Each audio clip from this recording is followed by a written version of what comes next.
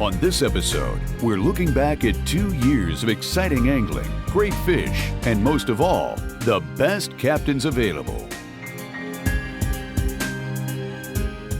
So sit back and revisit the hotspots, the secret techniques and tackle of the experts who earn their living on the water on this 2-year anniversary of Captain's Tales.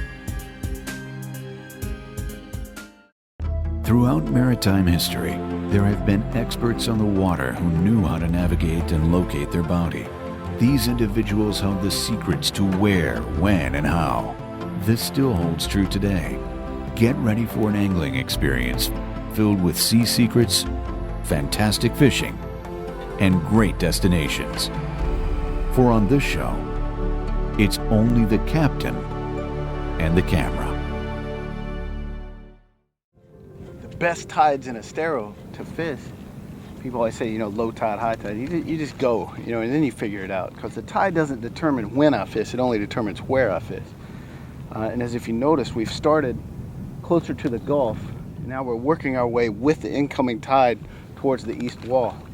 And these middle islands, this is kind of a staging area on these lower stages of an incoming tide before these fish will push up onto the crown. There's kind of a crown of a flat that runs the entire length of Estero Bay. And that's all we're doing is we're trying to find those fish on this particular tide stage. And just experience has told me that I want to stay a little bit closer towards the waterway there, or towards the passes. We're right in front of one of the passes, and it just makes all the difference in the world. The water's cleaner, there's a good flow of bait moving in. That's the key to figuring out this place.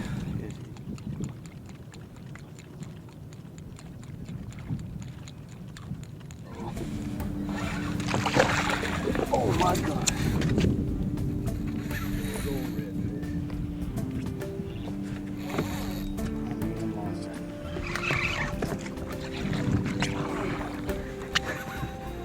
Let's dance, baby.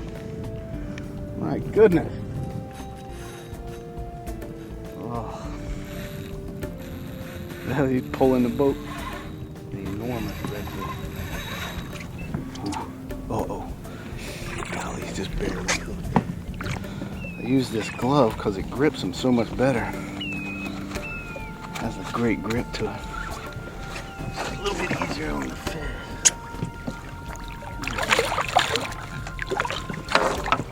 Nothing like big fish and triple hooks to get you in a little trouble. There we go.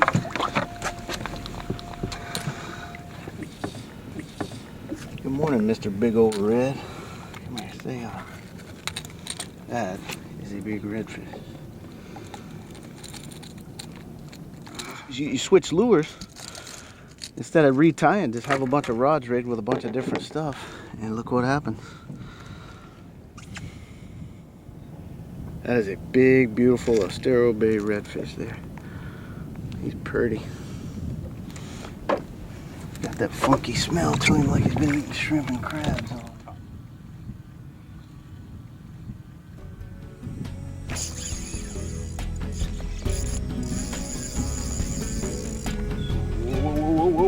Whoa, out of there, out of there, out of there, out of there.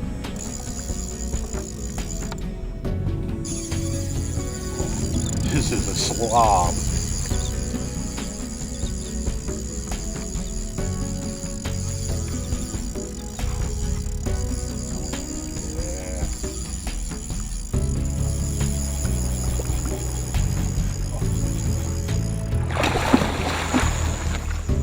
Yeah. That's sweet.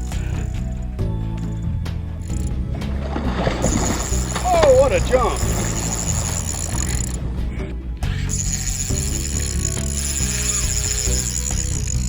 This is beautiful.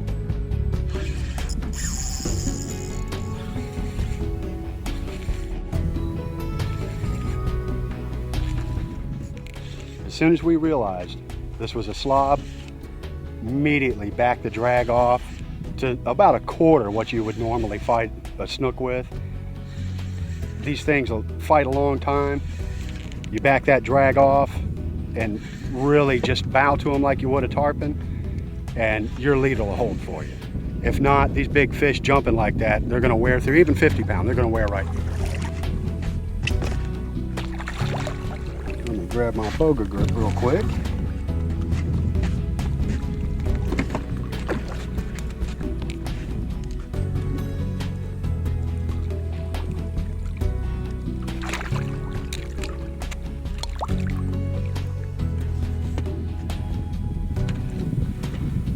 Oh yeah, this is a hog.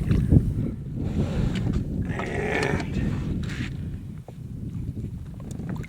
oh yeah, this is a hog. Look at that. 2 hogs. What a beautiful fish. Let's do a quick weigh on her. Oh, you ain't gonna believe this. It's a half a pound lighter than the other one. It's 25.5 pounds. I need my hemostats. Get her back in the water real quick. Boy, that wide gap hook just did its job. It really planted. Well, I can't stress how important it is to take care of these big fish. This hot water really taxes them. Take your time. Don't let them go until they tell you they're ready. You know, you really got to take care of these fish because she gave us everything.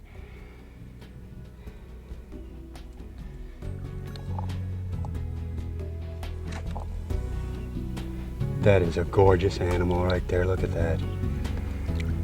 Yeah, she's about ready. Dad, thank you so much.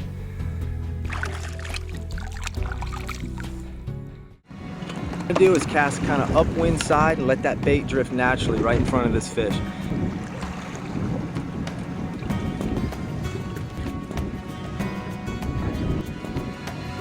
There we go. Let's go by that buoy. Once you do the buoy. Yes, sir.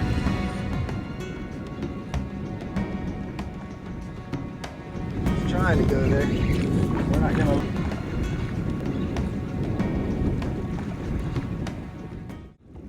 And as you saw, that fish was zoned in on that movement of that popping cork. It was popping the living daylights out of that cork. But you gotta pull the cork and get that bait in front of that fish. She'll eat it every time. That's the trick out here. I mean, it's worked for me. I'm sticking with it. Got another nice one on here.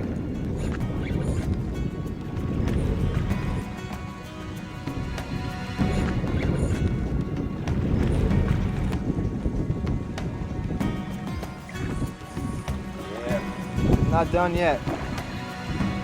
She almost dogged me on that one. Look at that fish. Nice little slouch right there.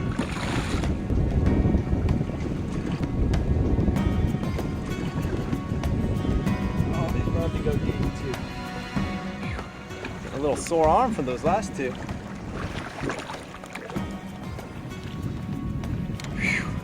I love it.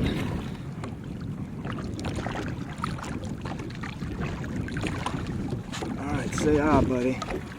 There we go.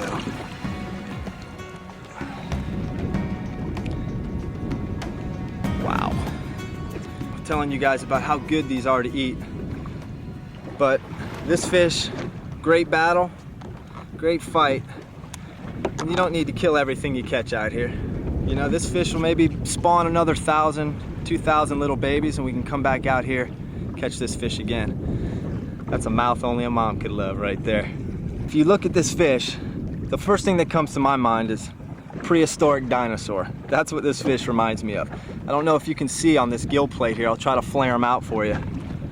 But that's one other thing, kind of like a snook. If they get that line in that gill raker, bye-bye fish.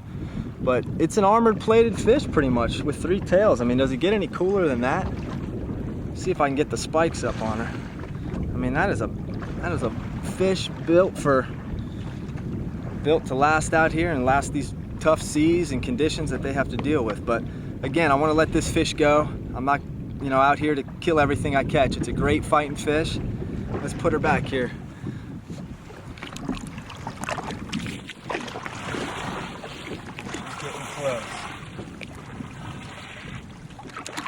Dong, Drew. Grow up.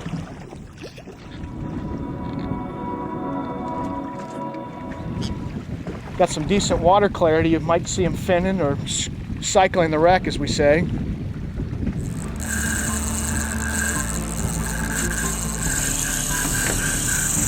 Wow. Woo!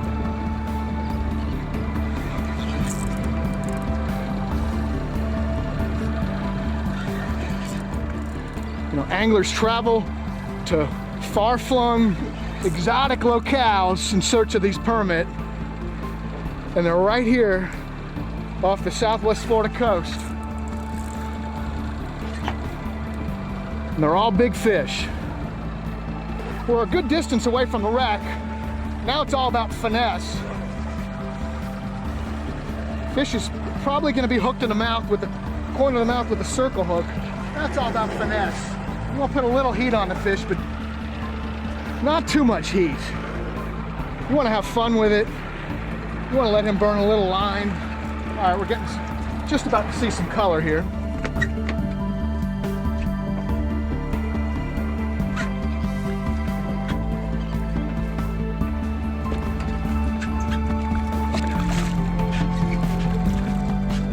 Oh, wow. Whew. Oh my God, golf permit. This is a big one, guys. Wowee. What a fight. What a fight on relatively light tackle. Start to finish, this fish gave me a run for my money. Wow. Oh, what a beautiful fish. Thank you. Fish is hooked right now. Right in the mouth. Now this fish fought an awful long time, so we got to revive this fish to the best of our ability. Oh, what a beautiful fish. What a beautiful golf permit. Come on, baby.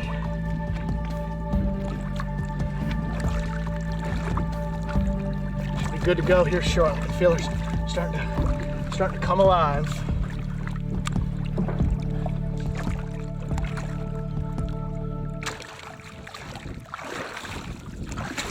Wow, thanks for the fight. Those permit will absolutely take you to the test.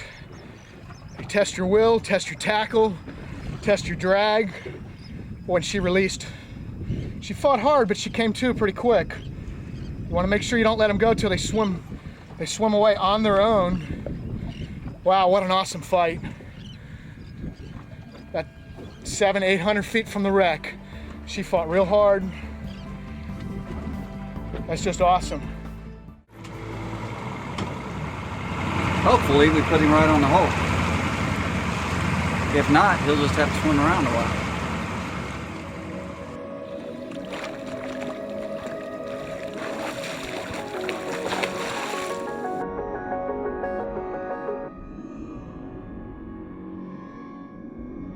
According to Florida regulations, the spiny lobster can only be taken from natural habitat and not man-made structure.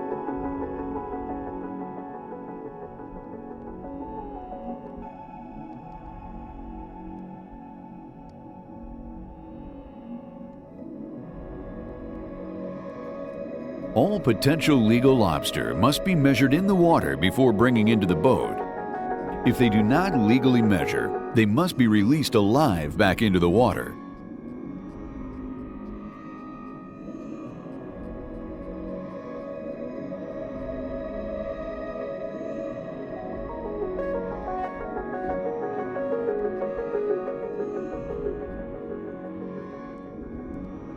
This guy was hanging out underneath a ledge.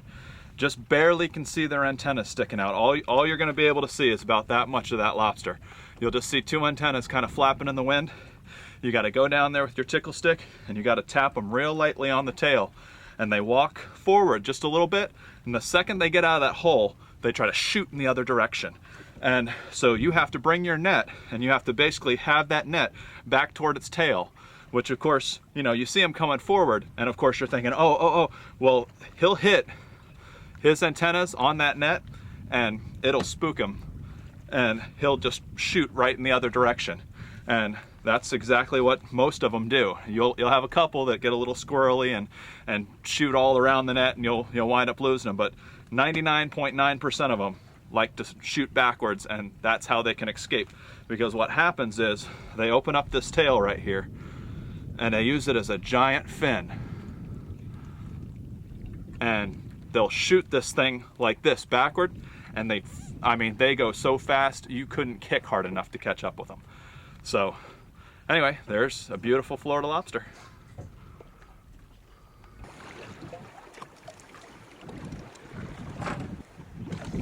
And try to send him down there without the amberjacks getting him.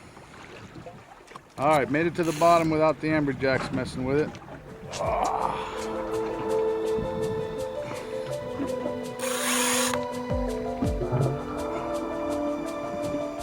Can't really tell what it is yet. Captain Vic knows he needs to turn the fish before it gets a second chance to run to the bottom and possibly break off.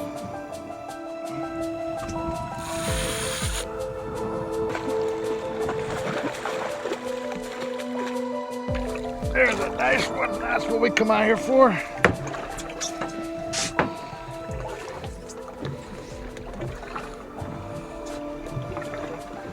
He was hungry.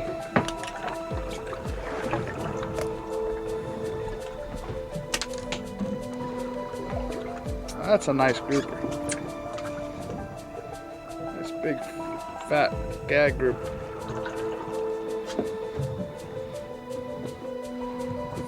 $15-pounder. About 33 inches. It's your lucky day. Turn him loose. We'll catch him again another day.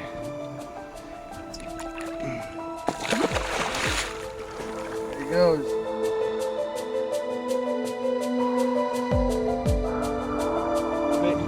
Get a little bit of blood flowing. There we go. Leaking oil. Perfect.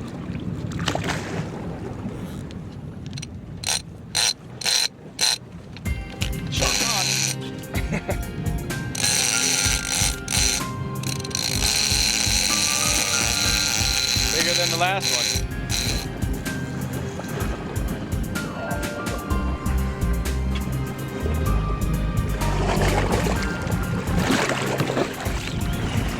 Going under the boat. Not too happy. Looks like he's about 225. Really was dogging down there on the bottom, fighting really good. I thought it was going to be a little bigger, but it's a nice one.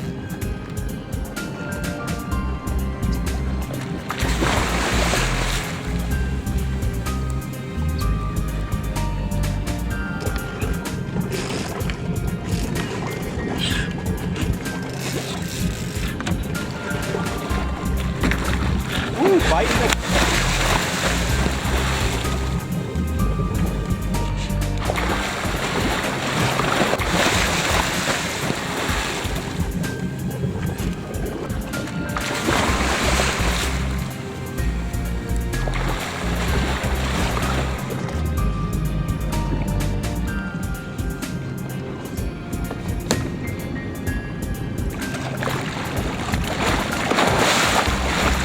Probably about a 250-pounder. And there we go. Once again, same thing. 12 wire instead of 15. 15 wire, you know, they can handle you a little bit more. With the 12 wire, it's 175-pound test. You'll catch every shark. You can put a ton of pressure on them, and then just hang on. It'll break right off. Try one more fishing spot online. Log on to www.captainstales.com. Closed captioning brought to you by Moonlighter Push Poles and Nets.